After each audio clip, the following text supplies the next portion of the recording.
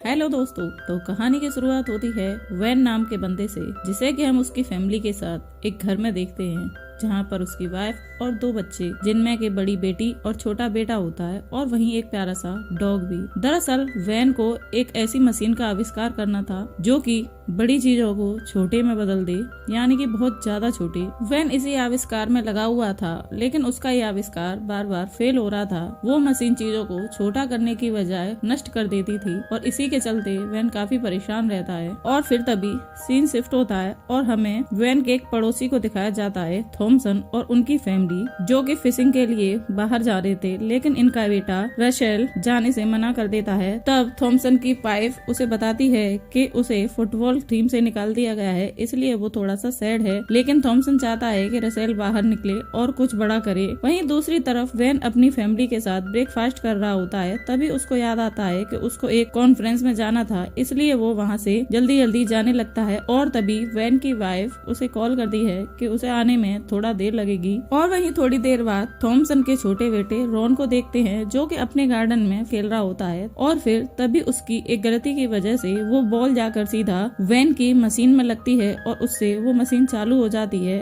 और वो उस कमरे में रखी हुई सारी चीजों को छोटा करने लगती है। और फिर वहीं रशेल रॉन को वो शॉट मारते हुए देख लेता है, इसलिए वो उसे बोलता है कि उसे वैन की फैमिली से माफी मांगनी होगी। जहाँ पर निक और रॉन बॉल के लिए ऊपर जाते हैं, लेकिन जैसे ही वो गेट खोलते हैं, वही मशीन उन्हें छोटा कर देती है। तो एमी और रसेल उन्हें देखने के लिए ऊपर जाते हैं, लेकिन उन्हें कमरे में कोई दिखाई नहीं देता। तभी वो मशीन दोबारा से घूमकर एमी और रसेल के ऊपर आ जाती है और उन्हें भी छोटा कर देती है। मतलब कि अब दोनों फैमिलियों के चारों बच्चे बहुत छोटे हो चुके थे, जो कि अब किसी को दिखाई नहीं दे रहे थे। और उसके बाद हम वैन को देखते हैं, जो कि अपने कॉन्फ्रेंस में अपनी मशीन के बारे में बताता है, और लेकिन कोई भी उसकी बात पर भरोसा नहीं करता, और सब लोग उस पर हंसने लगते हैं, जिससे दुखी होकर वो अपने घर आता है, लेकिन उसको घर में कोई नहीं मिलता, इसलिए वह ऊपर कमरे में जाता है। वो मशीन वैन के पहुँचने से पहले ही बंद हो चुकी थी, जहाँ पर श्रिंक बच्चे वैन को बुलाने की कोशिश करते हैं, लेकिन वो इतने छोटे थे कि उनकी आवाज वैन तक नहीं पहुंचती। और इधर वैन दुखी और गुस्सा दोनों था, और इस वजह से वो उस मशीन को तोड़ने लगता है, जिसके कांच टूटकर उस कमरे में गिरने लगते हैं, और जिन्हें साफ करते हुए वैन बच्चों को भी घर के कचड़े में डाल देता है। लेकिन वहीं बच्चे कांच की मदद से उस कचड़े के बैग को फाड़ कर बाहर निकल आते हैं, जहाँ वो अपने आप को घर के पीछे पाते हैं, जहाँ से वो घर की तरफ जाने लगते हैं, क्योंकि वो सब जानते थे कि अब वैन ही उन्हें ठीक कर सकता है। उधर डायना भी घर वापस आ जाती है, और वो बच्चों को ना देखकर उसको लगता है कि शायद बच्चे मॉल में घूमने के लिए गए हैं, लेकिन तभी इतनी देर होने के बाद भी बच्चे नहीं आते। तो वह अपने नेबर से पूछती है, जहां उसे पता चलता है कि उसके बच्चे भी अब लापता हैं, इसलिए वह दोनों बच्चों को ढूंढने के लिए मॉल चली जाती है। दूसरी तरफ बच्चे घास पर चढ़कर अपने डॉग को बुलाते हैं, लेकिन डॉग नहीं सुनता, और फिर वो अनबैलेंस हो जाते हैं, और निक जाकर फूल में गिर जाता है, जहाँ पर के मधुमक्खी आकर निक को खाने वाली थी, लेकिन उसे बचाने के लिए रसेल भी मधुमक्खी के ऊपर जंप कर देता है, और वो लोग मधुमक्खी के साथ पूरे बैकयार्ड में चक्कर लगाने लगते हैं, जिसके थोड़ी देर बाद मधुमक्खी अपने आप ही नीचे आ जाती है। और फिर तभी वैन अपने कमरे में ऊपर जाता है, जहाँ उसे अपनी काउच दिखाई देती है, जो कि मशीन की वजह से बहुत छोटी हो गई थी, और अब वो मशीन काम करने लगी थी। और वो समझ जाता है कि इस मशीन ने ही उन बच्चों को भी छोटा कर दिया है, इसीलिए वैन बैकयार्ड में उन बच्चों को ढूंढने लगता है, लेकिन गलती से पानी का नल चालू हो जाता है, जिससे पूरे बैकयार्ड में पानी भर जाता है। जिससे बचने के लिए रॉन और एमी एक जगह पहुँचते हैं, जहाँ पर रसेल और रिक भी होते हैं, लेकिन तभी एमी नीचे कीचड़ में गिर जाती है और डूबने लगती है, जिसे बचाने के लिए रसेल भी कीचड़ में कूद जाता है और उसे बचाकर बाहर निकालता है, लेकिन एमी उस कीचड़ में गिरने की वजह से बेहोश हो गई थी। अब रसेल उसको सीपीआर देता है, जिसके बाद एमी को होश आता है, और अब ये लोग अपने आप को साफ करके घर के पास वापस आने लगते हैं। और इधर वैन भी अपने आप को रस्सी से बांधकर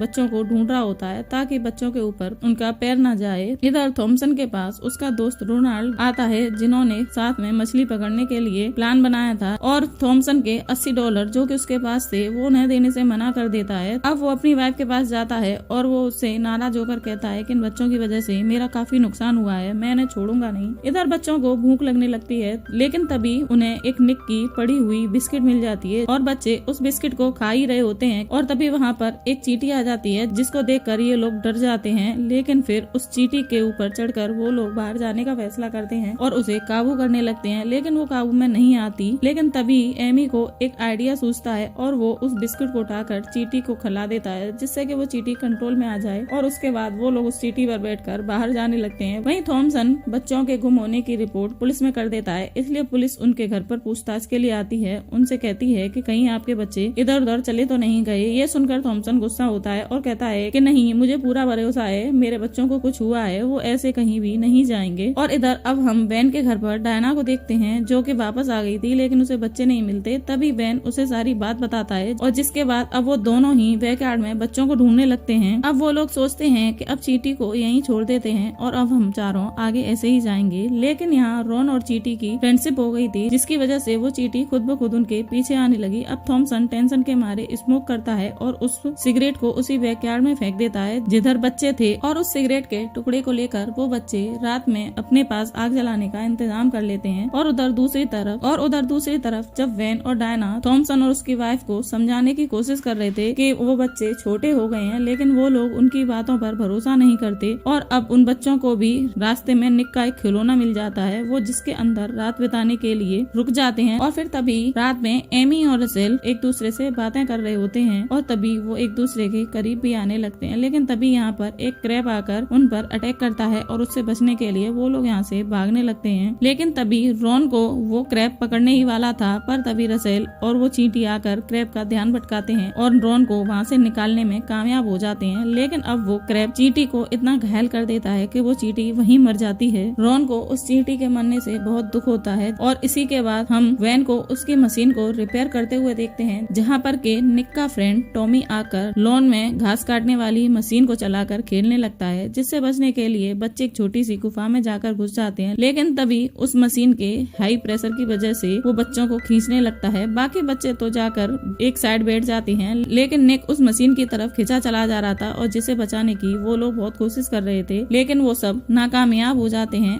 अब इस मशीन को चलता हुआ देख सही समय पर डायना आकर उस मशीन को बंद कर देती है और उन लोगों की जान बच जाती है। अब ये लोग अपने उस डॉगी को बुलाते हैं और उसके ऊपर चढ़कर वो वैन के पास जाते हैं, जहाँ पर के निक बैलेंस खो देता है और वो वैन के खाने में गिर जाता है। लेकिन तभी निक का डॉग वैन के पैर में काटने लगता है, जिसकी वजह से वो निक को खाने से बच जाता है। और फिर तभी वैन को निक और बाकी बच्चे दिखाई देते हैं और वो उन्हें ऊपर ले जाकर बड़ा करने की कोशिश करता है, लेकिन मशीन अभी काम नहीं कर रही थी, जिस पर निक वैन को बताता है कि पहले मशीन में रॉन की बेसबॉल आकर लगी थी, जिस वजह से वो काम करने लगी थी। और फिर तभी वैन उस मशीन को ठीक कर देता है, जिधर थॉमसन उससे कहता है कि प्लीज इस मशीन को पहले मेरे ऊपर ट्राई करो, तब वो भरोसा करेगा कि मशीन पूरी तरह से ठीक हो गई है। और उधर रसेल और एमी के बीच में भी एक अजीब ही कनेक्शन बन गया था, इसलिए और फिर रसेल एमी को डांस के लिए बुलाता है, जिसके लिए वो हाँ कर देती है। और फिर अब वैन भी मशीन से उन बच्चों को बड़ा कर देता है, जिसके बाद रसेल अपने डैड से कहता है कि वो अब टीम में वापस जाना चाहता है। लेकिन तभी थॉमसन उसे कहता है कि मुझे टीम से नहीं बल्कि तुमसे मतलब है। और फिर उसके कुछ समय बाद सीन शिफ्ट होता है, जहाँ पर के वैन एक कामयाब साइंटिस्ट बन चुका था और उसके घर उसी वजह से एक पार्टी थी, जिसमें वैन और थॉमसन की फैमिली आई हुई थी और एक बार फिर से वो सारे लोग फ्रेंड्स बन चुके थे। और इधर रसेल और एमी का भी एक अलग ही सीन चल रहा था और इसी के साथ इस मूवी का एंड हो जाता है। तो दोस्तों, आपको ये मूवी कैसी लगी प्लीज हमें कमेंट बॉक्स में जरूर बताएं और एक लाइक और सब्सक्राइब करना ना भूलें। Thank you guys.